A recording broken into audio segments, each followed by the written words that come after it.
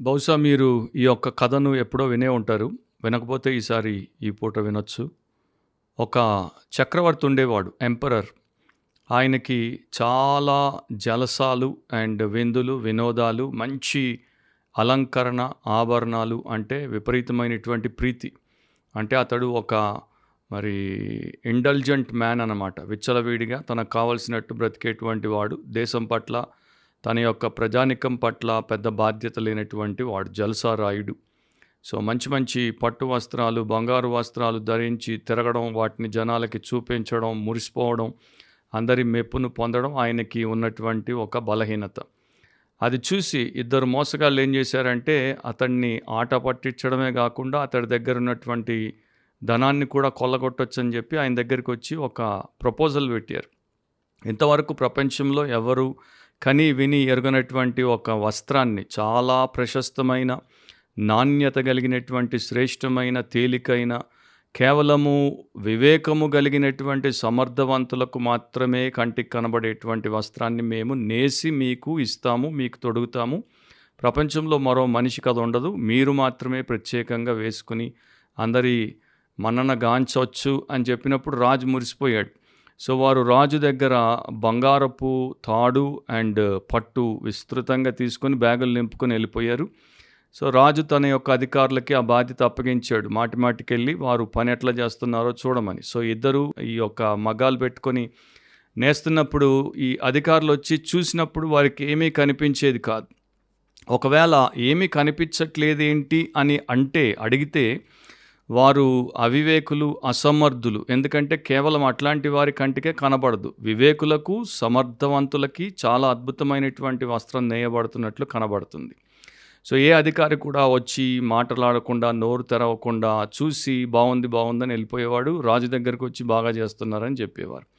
So ఒకరోజు రాని వచ్చింది. ఆ ఇద్దరు మాయగాళ్ళు వచ్చేసి రాజుకి వస్త్రాన్ని చక్కగా పైనుండి కింది దాకా తొడిగినట్టు తొడిగారు. ఆయన రాజవస్త్రాలు తీసేసి ఈ యొక్క అదృశ్యమైన ఇన్విజిబుల్ గార్మెంట్ని తొడిగించి పెద్ద పరేడ్ ఆయనతో చేయించారు. సో ఆ రాజ్యంలో ఉన్నటువంటి ప్రజలందరికీ కూడా తెలిసినటువంటి విషయం ఏంటంటే అది కనబడట్లేదు అని ఎవరైనా అంటే వారు అవివేకులు, అసమర్థులు. వారికి మరి చాలా ఇబ్బందులు కలుగుతాయి.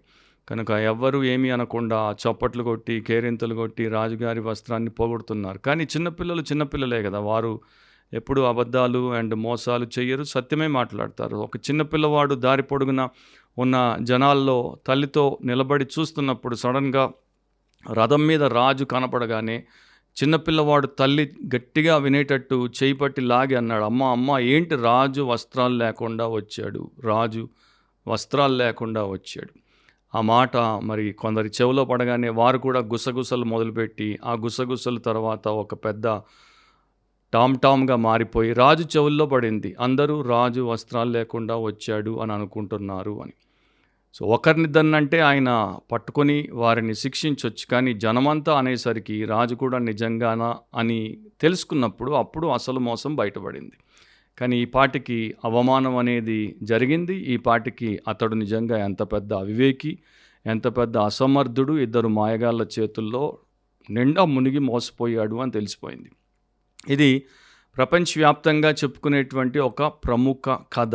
The emperor has no clothes. చక్రవర్తికి వస్త్రాలు లేవు అనేటువంటి పేరు మీద చెప్పబడేటువంటి కథ అన్నమాట.